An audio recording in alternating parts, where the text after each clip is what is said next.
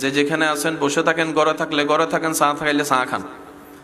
আমি যাওয়ার পর আবার সবাই মিলে আসবেন, কারণ এই মাহফিল কোনো এলাকার ব্যক্তির মাহফিল নয়, এটা সবার মাহফিল। এই মাহফিলের উপর সবার দায়িত্ব আছে না নাই? আতন হম মানুষ দিলে বেশি ভালো লাগে এত আল্লাহ হইতে আজি। আল্লাহ পাক আমাদের এই মোহাব্বত কবুল করুক বলে না। আমার যুবক ভাইয়েরা কি প্রস্তুত আছেন? ইনশাআল্লাহ। যুবকরা কি প্রস্তুত আছেন? এবার যুবক বলার কারণে আমার দাদা নানার বয়সে তারা বলে যে আরা বাদ দি ফেলে কিন্তু নাতি।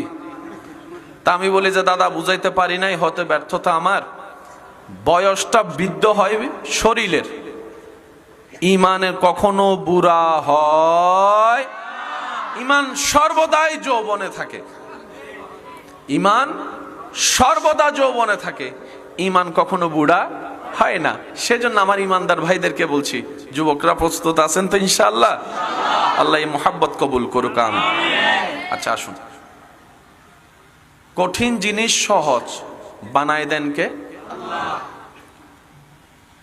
বুদ্ধি করে কাজ করতে জানলে অনেক দূরের পথ সহজ হয়, অনেক ব্যয়বহুল কাজও অল্পতে শেষ হয়। রড সিমেন্ট বালি থাকলেই বিল্ডিং করা যায় না, প্ল্যানিংও করতে হয়। কথা বলেন? স্কুল লাইফে সবাই কম বেশি অভিজ্ঞ, এই কথায় একমত। শিক্ষকরা বলেছেন ডেইলি একটা রুটিন বানাও। কথা বলেন না ভাইয়া? ডেইলি একটা রুটিন বানাও যদি তুমি সাকসেস হতে চাও। টার্গেটটা তুমি গোল্ডেন এ প্লাসে রাখো, কারণ গোল্ডেন এ প্লাসে যার নজর থাকবে সে গোল্ডেন এ প্লাস না পেলেও অন্তত এর আশেপাশে থাকবে। তুমি যদি প্রথমেই নামো এ মাইনাস চিন্তা করে, তাহলে তুমি এ মাইনাস তার পাবা না, বি এর ক্যাটাগরি তোমার অবস্থান হবে। চিন্তা বড় করো, স্বপ্ন বড় করো, মন বড় করো, উদার করো, নিজের জায়গা থেকে চেষ্টা করো। নবীর প্রেম অন্তরে রেখে বর্ষাটা রবের উপর রাখিও, যিনি কুন বললে ফায়াকুন হয়ে যায়। বলেন সুবহান।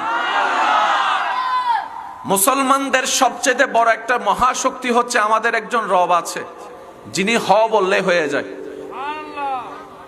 সুবহানাল্লাহ নুনি সাই সিডেঙ্গা আওয়াজে হনস একবার সুবহানাল্লাহ। মেজাইন গোস্তর হসব ভাগি আওয়াজিবে গরু গোস্তরিবে। মুসলমানদের একজন রব আছে, রবের নাম যিনি হ বললেই, বলেন যিনি হ বললেই, যিনি হ বললেই। আজকে 17তম অঙ্ক সংখ্যাটা দেখাটা যতটুকু সহজ, ওই একের ঘর থেকে 17 পর্যন্ত আসার রাস্তাটা কিন্তু এত সহজ ছিল না।